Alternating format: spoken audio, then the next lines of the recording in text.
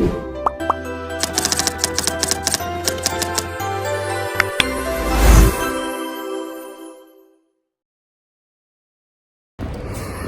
sih itu peta? Peta itu gambaran dari unsur atau kenampakan abstrak yang dipilih dari permukaan bumi yang umumnya digambarkan pada suatu bidang datar dan diperkecil berdasarkan skala. Next, ada klasifikasi peta berdasarkan isi dan berdasarkan skala. Yang pertama berdasarkan isi, yaitu peta dasar dan peta tematik. Nah, di dalam peta dasar itu atau peta general purpose ada dua, yaitu peta topografi dan peta rupa bumi. Peta topografi itu peta yang menampilkan permukaan bumi, alamiah maupun buatan, maupun relief dalam garis kontur, yang dimana garis kontur itu mewakili suatu ketinggian tertentu. Setelah topografi, ada peta rupa bumi yang dimana menggambarkan unsur-unsur dari topografi tersebut yang nampak di permukaan bumi, baik unsur alam seperti sungai, hutan, pantai, gunung, maupun manusia seperti jalan, pelabuhan, jembatan, dan lain-lain. Setelah tadi kita membahas peta dasar, ada peta tematik. Peta tematik itu peta yang menyajikan informasi terkait tema atau topik tertentu. Contohnya seperti banjir di kota Demak, COVID di kota Semarang, dan juga penggunaan lahan di kota Salatiga, kota Jogja, dan lain-lain. Ciri-cirinya itu punya tema khusus dan juga visualisasi data secara jelas dan menggunakan simbol atau skala warna yang bervariasi atau tertentu. Selanjutnya, setelah klasifikasi peta berdasarkan isi, sekarang klasifikasi peta berdasarkan skala. Yang pertama itu ada peta kadastar, yang skalanya antara 1:100 hingga 1:5000. Penggunaannya seperti penggunaan peta pada luas tanah atau peta coupling. Lalu selanjutnya ada peta skala besar, yang skalanya itu antara 1:5000 hingga 1:250.000.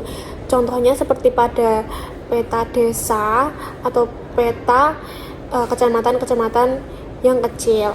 Selanjutnya ada peta skala sedang, yang dimana skalanya itu ada 1:250.000 hingga sampai dengan 1:500.000, yang digunakan di peta seperti provinsi, pulau, dan lain-lain.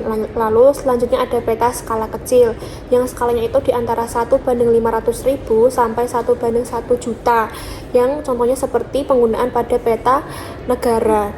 Lalu selanjutnya ada peta skala grafis, yang dimana skalanya itu ada yang lebih kecil dari 1:1 juta. Penggunaannya itu seperti peta dunia dan peta benua. Selanjutnya kita akan membahas georeferencing atau referensi geografis.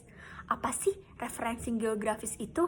Jadi, referensi geografis merupakan suatu proses pemberian titik koordinat pada sebuah peta dengan menetapkan suatu titik kontrol terhadap suatu persimpangan antara garis lintang dan garis bujur pada sebuah peta, atau menetapkan titik ikat pada lokasi yang sudah diketahui titik koordinatnya.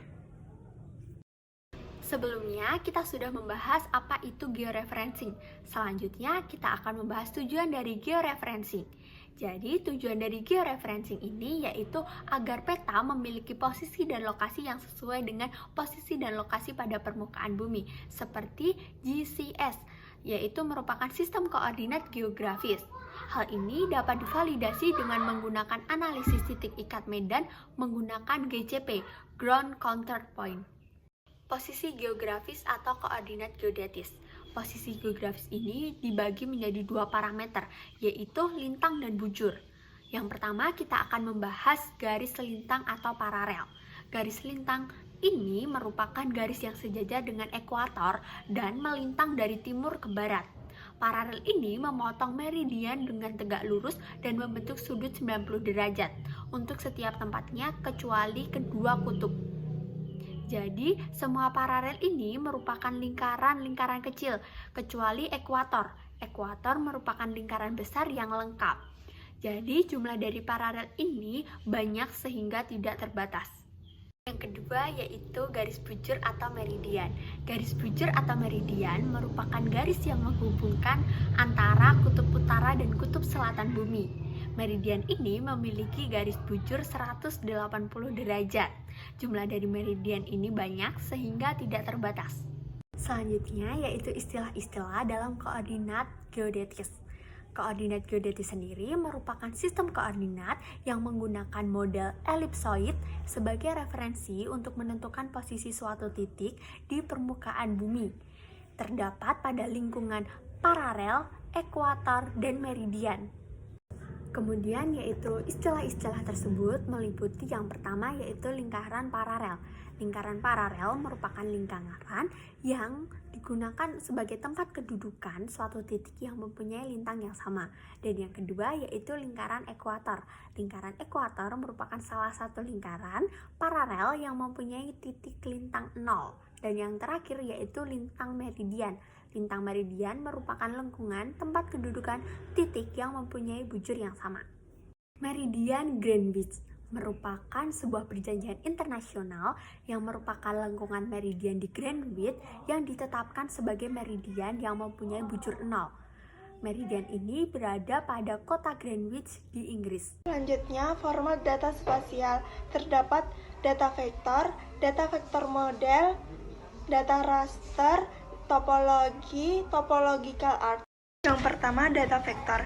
Dalam representasi vektor, sebuah upaya dibuat untuk mengaitkan georeferensi dengan fenomena geografi secara eksplisit. Referensi geografis adalah sebuah pasangan koordinat dari beberapa geografis ruang dan juga dikenal sebagai vektor. Triangulasi tidak teratur jaringan, representasi titik, representasi garis, representasi area data raster. Selanjutnya, data vektor model. Mewakili data menggunakan vektor model. Model data vektor adalah cara untuk menyimpan data spasial menggunakan titik, garis, dan poligon. Model ini berguna untuk menyimpan data yang memiliki batas-batas jelas seperti batas negara, bidang tanah, dan jalan. Yang pertama, titik. Memiliki dimensi 0, sepasang koordinat X dan Y-nya tunggal, tidak memiliki luas, contohnya pohon. Yang kedua, garis, memiliki dimensinya 1, 2 atau lebih koordinat X dan Y yang terhubung, contohnya jalan dan sungai. Yang ketiga, poligon, memiliki dimensinya 2, 4 atau lebih koordinat X dan Y yang diurutkan dan terhubung. Pasangan koordinat X, Y, pertama yang terakhir, sama membentuk area tertutup. Contohnya, wilayah sensus, kabupaten, dan danau. Selanjutnya, data raster. Objek geografis dipresentasikan sebagai struktur sel grid yang disebut dengan piksel. Resolusi tergantung pada ukuran pikselnya. Semakin kecil ukuran permukaan bumi yang dipresentasikan oleh satu sel, semakin tinggi resolusinya. Pada umumnya, untuk data penginderaan jauh, data raster terdiri dari kolom dan baris, di mana tiap sel menyimpan nilai warna. Data raster disimpan dalam berbagai format seperti TIF, JPEG, BMP, dan sebagainya. Contoh data raster adalah citra satelit, peta cuaca, foto udara, dan lain-lain. Selanjutnya, topologi merupakan prosedur matematika untuk menentukan secara eksplisit hubungan spasial di antara unsur-unsurnya.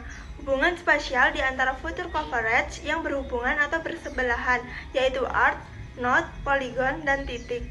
Topological art. Topologi art meliputi form node dan to node, dan poligon kiri dan poligon kanannya. Hubungan topologi membangun dari elemen sederhana menjadi elemen kompleks. Pertama, titik, elemen paling sederhana. Kenampakan-kenampakan geografi yang tidak memiliki dimensi, 0 dimensi, seperti titik, ketinggian, lokasi kota, pelabuhan, mercusuar, lokasi tambang, dan lain-lain dinyatakan dengan simbol titik. Yang kedua ada arc atau kumpulan dari titik-titik yang terhubung. Kenampakan-kenampakan geografis yang berdimensi 1 seperti jalan, sungai, jalan kereta, jalan penerbangan, arah angin, dan lain-lain dinyatakan dengan simbol garis. Yang ketiga area, kumpulan dari art yang berhubungan. Kenampakan-kenampakan geografis yang berdimensi 2 seperti area HPH, perkebunan, wilayah administrasi, dan lain-lain dinyatakan dengan simbol area.